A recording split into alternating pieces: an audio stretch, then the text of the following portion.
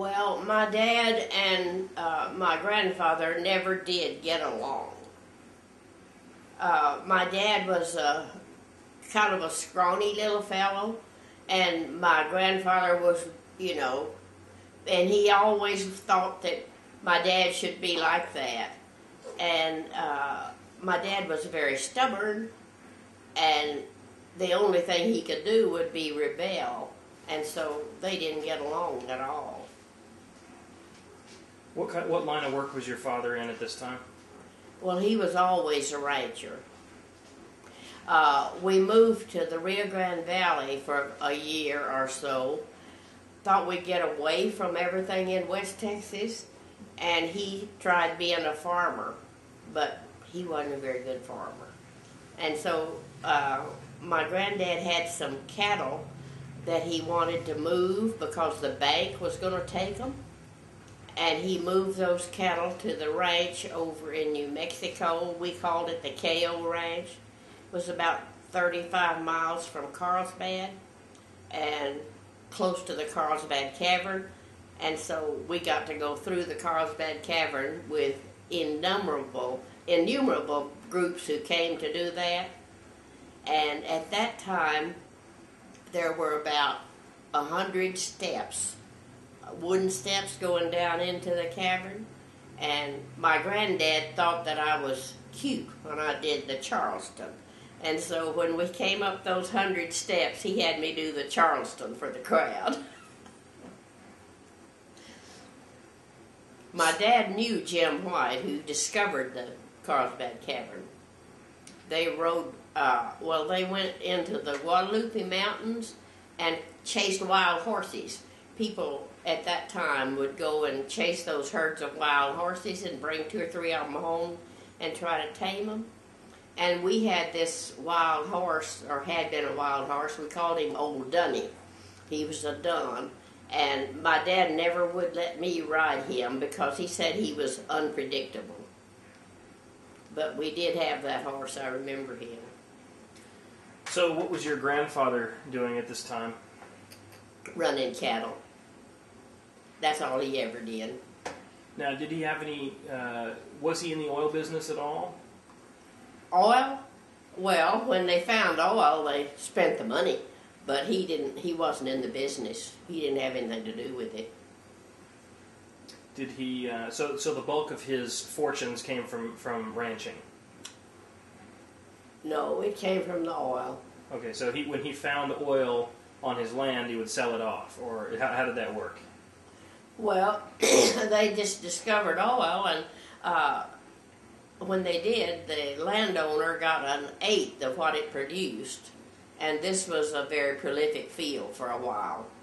And I can remember the first Christmas after they discovered that oil, he bought 3 automobiles and put them under the Christmas tree, the keys.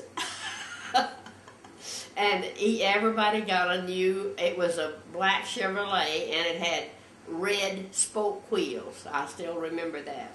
We really thought that was a fancy car. Wow. They cost about $500 a piece. Which was a lot back then. Yes. Yeah. This is in, what year was that?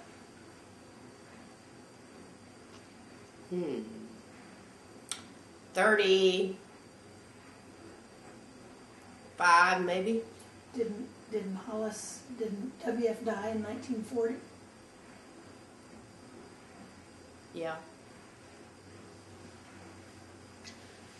So what were as you recall, what were the events that led up to the event in which WF was shot? Well, you have to know the setting and the times and know about people, because everybody carried a gun and they weren't really timid about using them. I remember there were some gun holes in the woodwork at the Norwood Ranch, and I think that maybe the story was, but I'm not positive about this, it's just kind of a rumor and I wasn't supposed to know it, that WF shot somebody there in that house, but I don't know. But you could shoot people and get by with it in those days.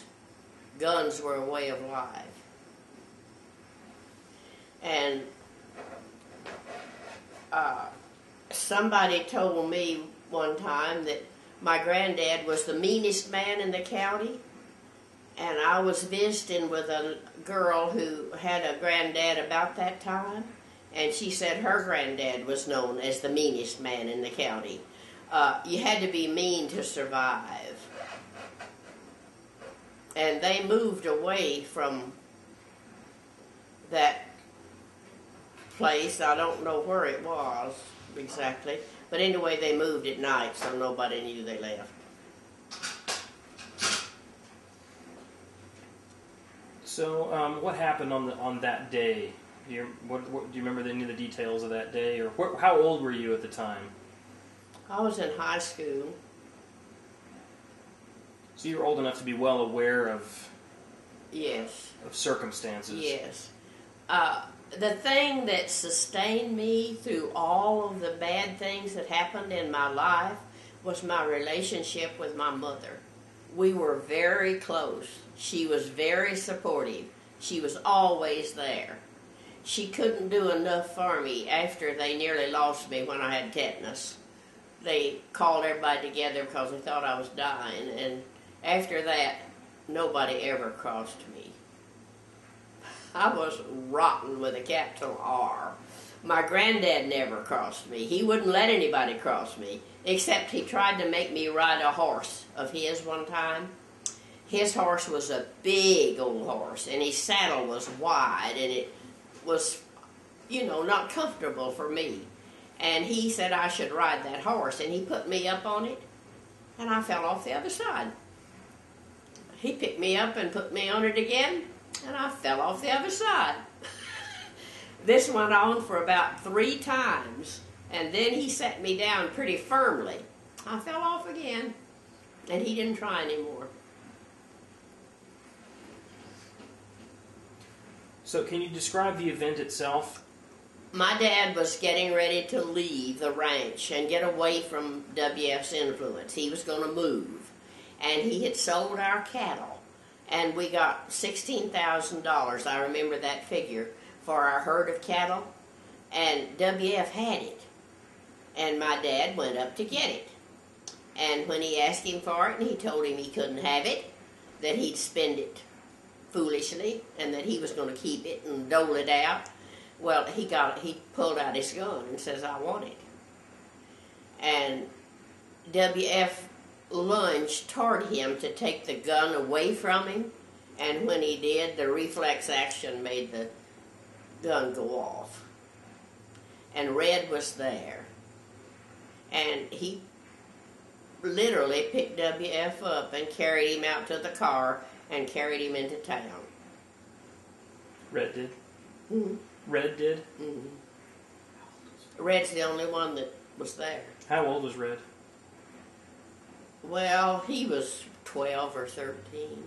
Not old enough for a lot of responsibility, but took it. So Red actually witnessed the event? He saw it, yes. It was a scuffle. And he told that many times, but Evelyn disowned us because of it.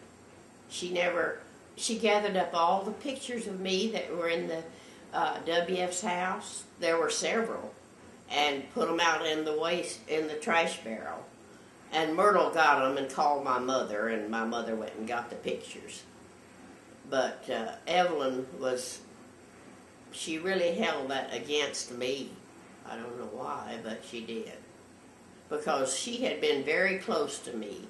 She took me everywhere, taught me everything, was just really good to me. She'd take me to Midland, and we'd stay a week, and she'd take me places and teach me how to eat what are those vegetables you pull apart? Artichoke. Teach me how to eat an artichoke. And she took me out to El Paso one time, and Myrtle says, "Do we have to take that brat everywhere we go?" And Evelyn says, "She's not a brat. She knows how to act, and we'll take her everywhere we go."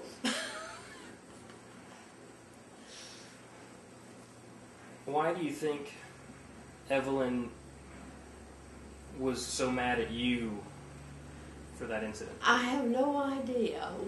I was just completely wiped out because of it. But she just, I don't know, I must have meant that happening to her, because she never had anything to do with me after that. And then she told me to come see her years later out at the ranch, and I went by to see her, and she said something about me needing to forgive her, and I told her I was working on it. That was after I had contacted her. Tell about the hospital, seeing Evelyn in the hospital elevator. When WF was in the hospital, well, they were hunting people to give blood, and I wanted them to test me to give blood. Evelyn wouldn't let me go in the hospital room. She wouldn't let me go see him. She wouldn't let me give blood. She wouldn't let me have one thing to do with it. Did she treat Red the same way? Mm-hmm. And when we buried Hollis, she stood on one side of the grave, and I was on the other side. She didn't speak to me. Myrtle came around and hugged me, but Evelyn didn't. When did you see her next? Evelyn? When she told you to come by the ranch, what year was that? Wasn't that with us in '93? Probably. Was that, or was that before the big family reunion? It was before the family reunion. Maybe in '92. About 92, probably. 50 years. And she asked me to forgive her, and I told her I was working on it. Did you have any response to that? She said, "Keep at it," or "Go ahead," or something. So, they got in the scuffle, took WF to the hospital. What happened next? Well, we all went to the hospital to watch after him, but they wouldn't let us go in or see him or anything. And when he died, we went to the funeral, but we sat on the back seat and went in after everybody else was there. Because Evelyn she didn't like us very well. And then the thing that has always worried me was they said when they found my dad, they said he hung himself, but in one newspaper it said his wrists were bound with barbed wire. And so he couldn't have hung himself. And it was my idea that probably Evelyn did it, but I don't know. There's no way of ever knowing. So, what happened to your father after the incident? He was kept at the jail there in Kermit. And then he had a trial, and they proved him insane or not responsible, and sent him to Waco, to the Veterans Insane Asylum. Maybe you should tell why he was, what his defense was. Why was he not responsible? Why was he insane? Because he almost went totally crazy when we lost Buddy. He loved Buddy. And he was a little bit unstable all of his life. Some people said it was because he was gassed in the war, but he was a little bit unstable. And they proved him insane and sent him to Waco. Do you remember how long his sentence was?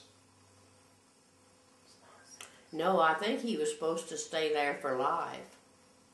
But he didn't live very long. About maybe a year in Waco, but I'm not sure. I don't think you sentence someone to a hospital if they're found, not guilty by reason of insanity. Well, yeah, but it's court ordered, isn't it? If you're insane, you don't get out of it. You have to go to the hospital. Yes, but until you're cured. There's not a... Okay, so it's in there. So he actually died in Waco. They found him hung with his hands bound. The paper said. Now, you said you suspected Evelyn did it. You don't mean she herself. You mean she maybe hired someone, or... I think she hired someone. I always did think that. Because her hatred was intense. When we stood at the grave, you could see her just hating us. And why she went to the grave, I don't know. But she did. Through all of this, my mother was a rock. She took care of me.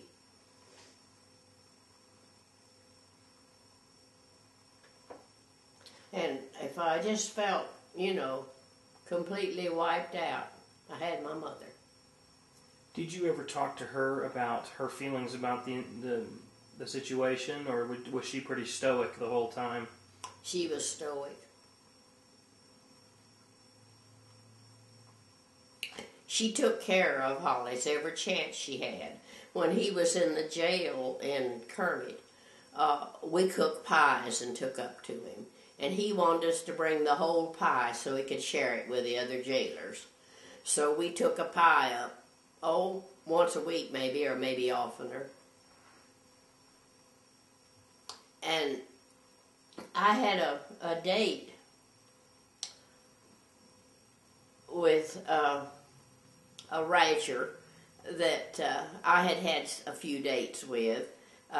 My first date was I got to ride in the car with him, but my mother and daddy followed us, and they took me home. And he spent the night with us, and then he got up and drove his car home. But what was I going to tell you? Something about Hollis in jail with this date. Oh, yeah. And when we got ready to leave to go, we were going to we were going to a revival. There wasn't anything else to go to. So we went to a Baptist revival, and we sat on the front seat because there weren't any seats at the back when we got there. And they sang, "Oh, Why Not Tonight," trying to get people to come up to the front. We timed them for half an hour. And no one went up? Or? I think some went up. Oh, okay. Yeah. But they sang that song for half an hour? Yeah. Oh, wow. But my daddy had one of the people that was in jail to go by and take my mother a message. And we were leaving to go to that revival. I was with Conway, and we were on our way out. We were about a half a mile from the house. And we met him, and he told us he was going out to see Mother. And Conway wanted to know if I thought she'd be safe, or if we should go back and stay until he left. But I think there's honor among thieves. This guy was going to see Mother for doing it for Hollis, and he was good. He carried the message and left.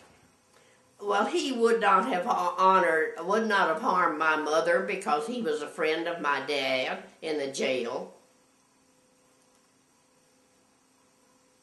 So this guy was a convict, an ex-convict, or what was this guy? Well, he was in jail for some reason, but he had gotten out.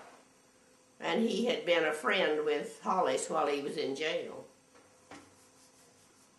You know, we often talk about your side of the family being cut out from the will. How did that happen? Well, Evelyn was very influential. She stayed at home with WF. He broke up her first marriage because he didn't want her to leave home. And she was, well, she was almost the boss. She could get him to do anything she wanted him to. And she said for him to disown us. How do you know that? I don't know how I know it, but I know we knew that she did. This is before WF died? Uh-huh. How long after he was shot until he died? Maybe a week. So during that time, she convinced him She had to him change his will and take us out. You have any idea what kind of money that was? Well, it must have been quite a bit for those days, several $100,000, I would say, because when she wanted to get rid of us completely, and we had this section of land that was in the center of their ranch. WF had the land all around us, and she wanted that section of land. And so we sold her that section of land for $600. I remember that.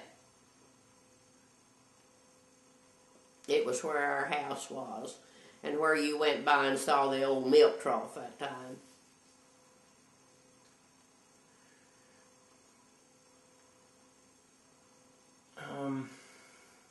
I think maybe all of the happenings that happened to me would have been lots worse if it hadn't been for my mother.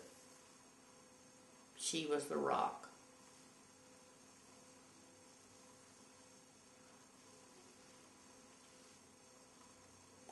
And my daddy loved me. He never crossed me.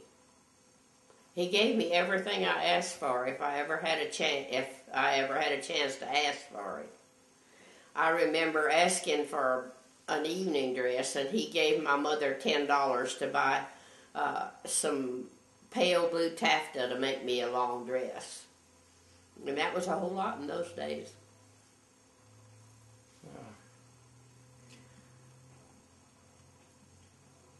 Tell about college. They were not going to let you finish college. You didn't have the money for college, and then the judge... Oh, our money was all tied up after the shooting. It was in the escrow or something in the court, and we couldn't get any of it. And Mr. Midkiff told Sam to tell me that he'd send me to school if I didn't get any money to go. But he was a wonderful fellow. The judge turned loose enough for me to go to school. It took $600. So it was in probate or something like that? Mm-hmm. When did Evelyn die? 2002? I had been down there to see her a couple of times when she died already. 2002 or 3, something like that. Were you finally able to forgive her?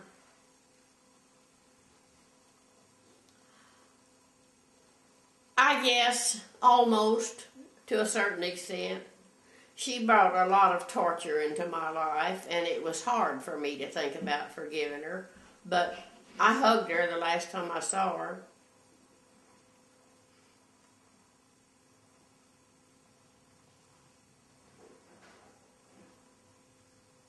Aside from the death of your grandfather and your father, and the way she treated you at that time,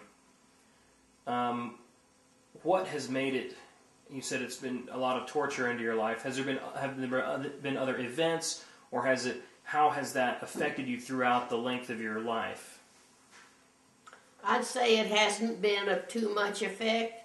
I'm pretty good at putting things on the shelf, and I kind of put it on the shelf. And I don't really think it had too much to do with the rest of my life. She put it on the shelf to the extent that I didn't hear about it until way after you were born. I don't know when I first heard about it. About 19. Let's see, she sent Carrie a baby present. So I heard about this in 1976 or so. I didn't tell any of my kids. I didn't intentionally not tell them. I just didn't tell them. It didn't come up. I didn't think about it. But tears were streaming when she told us the story. I mean, it was a very emotional event, the telling of the story. It still makes me cry. Yeah. Which aspect of it is the most emotional for you? The fact that your father and grandfather died, or the fact that Evelyn treated you this way, or the whole thing together? What is it that is so emotional for you? I think probably the way Evelyn treated me. That was sort of a cap to the climax. I mean, you know, it was the last straw. The salt in the wound. Yeah. I know I started to tell Kelly about it. Was it Kelly? And I couldn't stop crying. And I didn't realize after all of those years that I could still cry about it. But there must have been enough of a wound that I could still do that. Still can. Kelly was Evelyn's manager. Right. Who took some steps to make things right and then died. She sent Kelly down to Waco to see if my dad was buried in a pauper's grave. She didn't remember, I guess, that we buried him in San Antonio. And Kelly told me that he went down there and looked and couldn't find any record of it at all. And I told him, of course he couldn't. My dad was buried in San Antonio. What was Kelly trying to do? He was trying to do something for you at the time he died, and I can't remember what it was. He was trying to get some money, or he was trying to... He wanted to let me have some things that I wanted out of the house there in Midland. And he was trying to arrange it so I could get those things. I wanted the hall tree that I could remember so vividly. And I wanted Evelyn's bedroom furniture. And Kelly was trying to arrange so I could have that. But he didn't make it. Kelly did get the Scarborough silver for me. That's good. And you have that here today? Mm-hmm. So let's talk about Red. How did this... Red, obviously, having carried his own wounded grandfather to the hospital, that was only the first of his trouble. What happened to Red? What was his experience? Red was wild, and he would take my mother's car and go to San Antonio for a weekend without telling her or anything about it. And I think that maybe some of this came from he and Buddy were really close, and I think Buddy's death really affected Red, and we didn't realize it. And I think that made him more incorrigible. They sent him out to New Mexico Military Institute, and he didn't do anything but learn a bunch of ornery ways of acting out there. And when he came to the valley to live with my mother, well, he was more or less not uncontrollable, because he would take the car and go anywhere for a day or two without even asking her or telling her. But I think it came from, we didn't realize how Buddy's death would affect him, and I think it came from a reaction to that. But you don't think Hollis's and WF's death? That, all piled up together, I'm sure. I'm sure it probably affected Red more than it did me, because I was so close to my mother. She was a rock, and she helped me, and Red didn't have anybody to help him. Was Red close to your dad? No, he was jealous of Buddy. My dad always favored Buddy because he liked to do the ranch work, and Red didn't like it at all because he blistered very easily when he was out in the sunshine, and he never did like anything particularly about the ranch. Buddy liked it all, and so Red was, I guess, a little bit jealous of Buddy and felt neglected, most likely. There's all kinds of emotions, and you don't realize at the time what they're doing to you, and they all work together to produce something, and you don't realize how they've influenced and all that. Obviously, you found a way not to directly pass on any kind of bitterness and resentment, at least down your side of the family, to your children. Obviously they didn't find out about it until 1970 something. Was it difficult though? Did you feel like you wanted to tell them or to complain to somebody, or just put it on the shelf? I was surprised when I had to tell them. I just never had done that. I shared all of my feelings with my mother, but not with too many other people.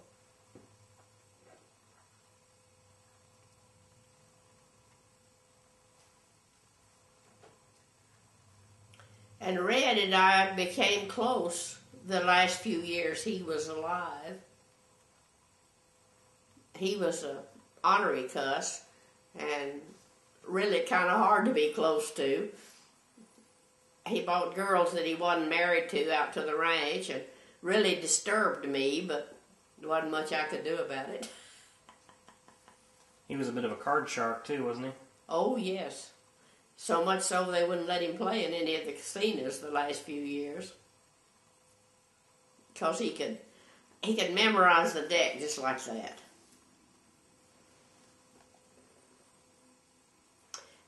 And we were walking through the casino one time, and he reached down and picked up a $20 bill off of the floor, and he says, "Well, this will take us to dinner." And Sam said, "Ha ha." And he went to a crap table, and in about 10 or 15 minutes, he had $300. Wow, that's some skill. I didn't realize that everybody's family wasn't as colorful as mine was. You were close to Red all along, though, weren't you? Yeah. You wrote to him in San Quentin. You want to tell about that? Yeah. I hated to mail them in Cheyenne Wells, and so when I wrote to him in San Quentin, I mailed the letters when we went to Texas. I mailed them in Happy or Plainview or someplace like that, so the Cheyenne Wells people wouldn't know I was writing to somebody in San Quentin. Well, Red learned how to do an abortion. Very simply and easily. And he did them for Betty all the time. He did 2 that I know of. One was for twin girls. And he would do it for his friends.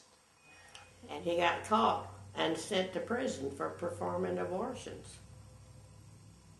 San Quentin was the prison, and he was there for 2 years, I think.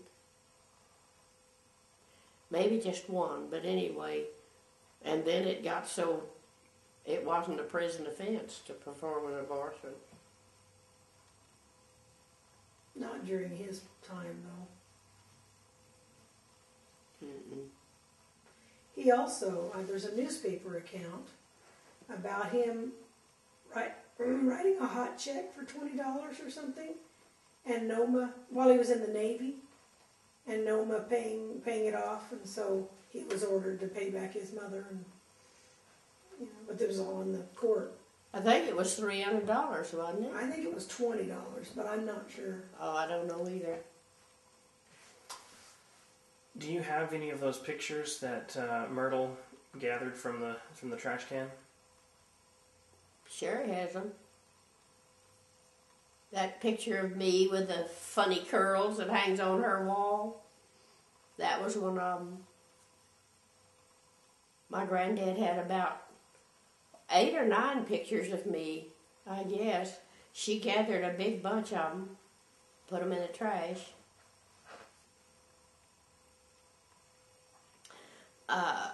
Sue was working in a restaurant, chopping onions at the time, and somebody told what her name was, and she said, the person there said, "Are you a relative of Myrtle, I guess?" Myrtle was a Scarborough. Sue was a Midkiff, so I don't know how that comes about. Well, somehow it came about that Scarborough was mentioned. Sue mentioned it, or somehow it came about, and the person says, "Well, are you a relative of that poor widow that was kicked out?" And Sue says, "Yeah, she was my mother." Grandmother. Huh? Grandmother. Yeah. I don't know anything about it except that she met Aunt Myrtle. In Sacramento, California, where she was living. You see, all of this stuff happened to me, but I always felt loved. My daddy loved me. He'd do anything in the world for me. My mother loved me that much too. And Evelyn at one time did. And WF always did. And so I always felt cushioned, I guess you'd say. And I didn't know that everybody didn't have such a colorful life.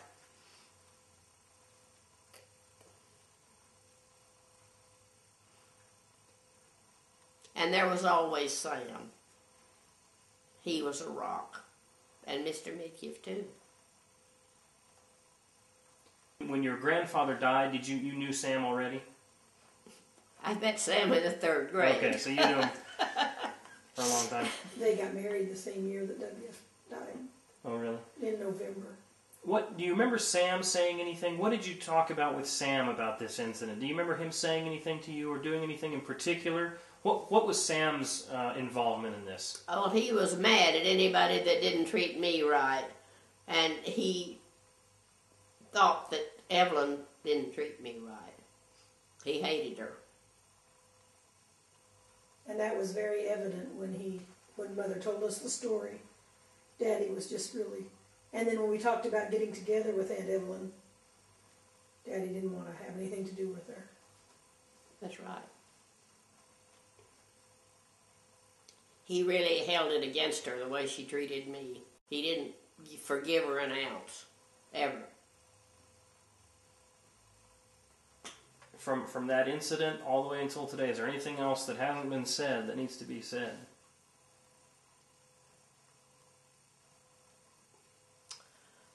Well, I guess you should say that I never did hold my dad's behavior against him.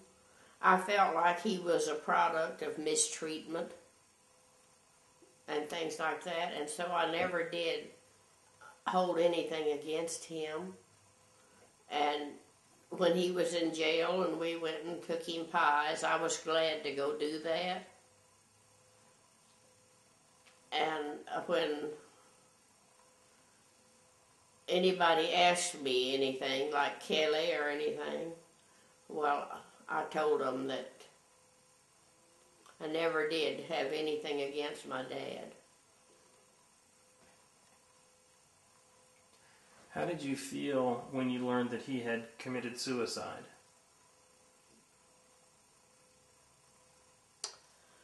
They called me up at the dormitory in college and told me to come to San Antonio, I guess it was, for the funeral.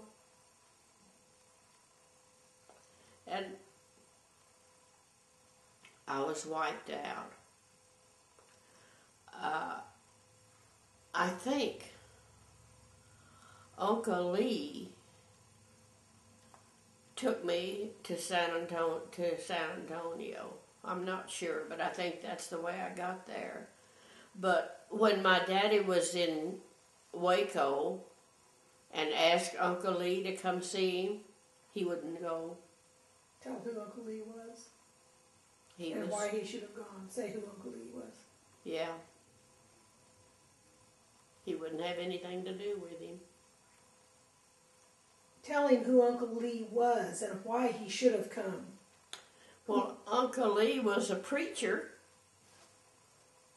and he definitely should have gone and talked to my dad.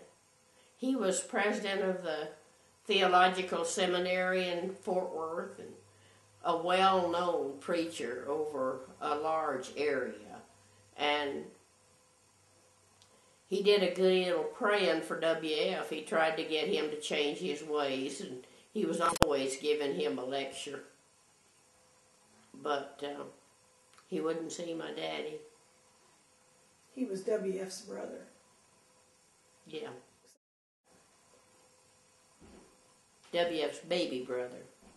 The youngest member of the family, I think. When did... What year... tell us about when you read that newspaper clipping about the baling wire.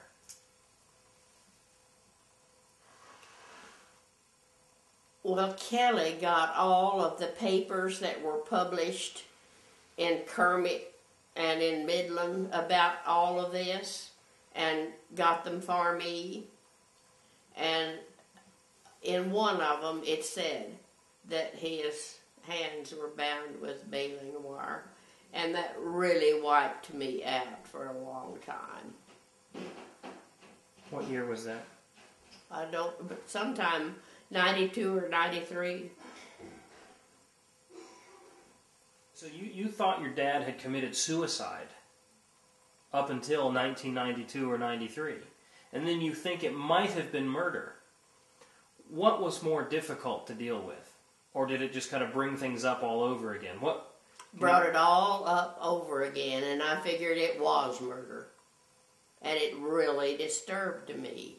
And Evelyn sent Kelly to Waco to see if Hollis was in a pauper's grave, if he had been just, buried wherever they had a chance. And they couldn't find him. And Kelly told me that he had been to Waco to look for Hollis's grave. And I told him it was in San Antonio, that I was there when he was buried. And Evelyn was there too. But evidently she had some kind of a mental block. She didn't remember it. Was it in Evelyn's power to restore you to her to part of the will? Sure. Tell us about that. There isn't anything to tell. She could have, but she didn't. What? Put us back in the will. Could she have done that after he died? Could she have done anything? She had complete charge of everything all the time.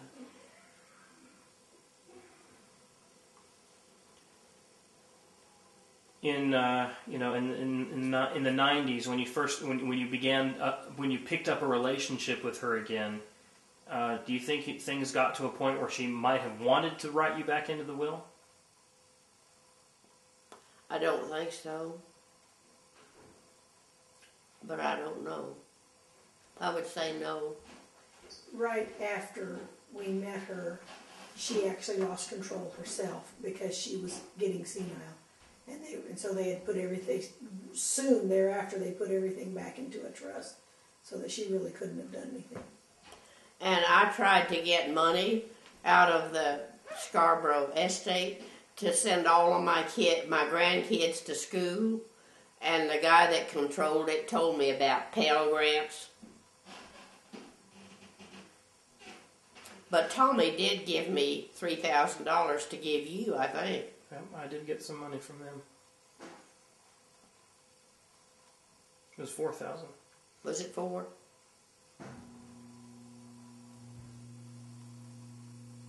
Well, I don't know why he did that. I guess he just had a soft spot for a few minutes, because he never was very sentimental. And he kept another woman on the side and mistreated Evelyn.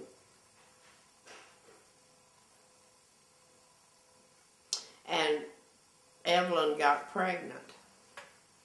And in order to spite Tommy, she had an abortion. And then never had another chance, right? Never conceived again. Not that I heard of. And the hired man's wife at the ranch got pregnant. But it wasn't her husband, because he had had the mumps. When we were down there and visiting, Aunt Evelyn would keep grabbing a hold of Tommy's hand. Who's Tommy? Her husband, Tom Landry. And he would never, all of the affection appeared to be on her side. He pushed her away. Yeah. How old were they at this point? 80s. So you get these Texas publications about great ranchers and stuff, and they talk about Tom Lineberry and his horse Shine, and wasn't Shine his? And Sam's always going, because he knew the real story.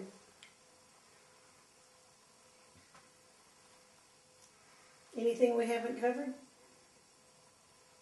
I don't know. Seems like we've covered an awful lot. You tired? No. A little bit drained. Yeah. It's emotional to a certain extent. You're right.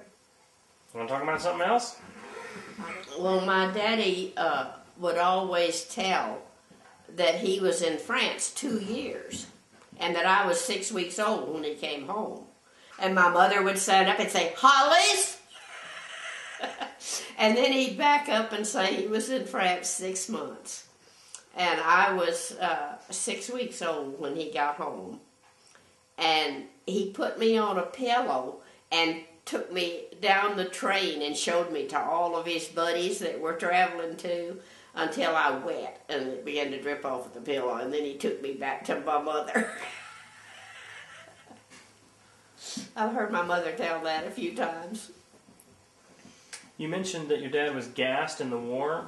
Mustard gas, was it, in World War I, or what was it? I think so. What was his job? What did he do in the war? He drove a munitions truck, and he was in the Battle of Verdun. That's the only one he told about. But I've heard him tell about the Battle of Verdun. Tell about, do you remember anything about Miriam? I know that when I was born, my daddy wanted to name me Miriam, and my mother went up through the sky. She said, "No way," but I never did know who Miriam was. His first wife's name was Eleanor, And so I wondered if there was a baby sometime that was named Miriam. But he told my mother he'd love me more if she'd name me Miriam. And she told him to go to Thunder. She wasn't about to name me Miriam. That's funny. I got a letter he wrote to his mother about Marcelle, about how Noma wouldn't name her Miriam. But nobody tells you who the heck Miriam was. Well, thank you very much. You're welcome. If it pleases you, well, I'm glad to do it. It pleases a lot of people. Well, So thanks. I guess that's good. Yep.